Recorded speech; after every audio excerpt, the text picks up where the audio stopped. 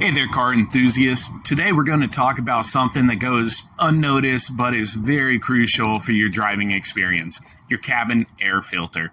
Trust me, this small component plays a massive role in the comfort and your health while you're driving. Stick around to learn why it's essential to keep it clean and replace it regularly.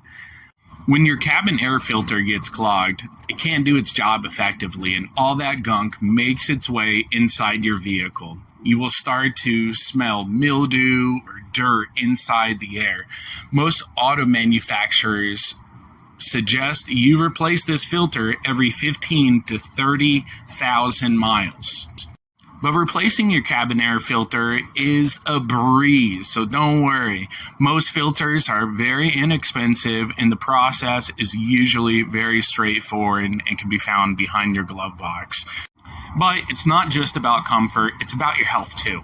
A clean cabin air filter can reduce allergy symptoms and protect you from the harmful pollutants that are in the air.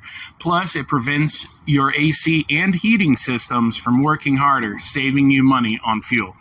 Follow for Daily Auto.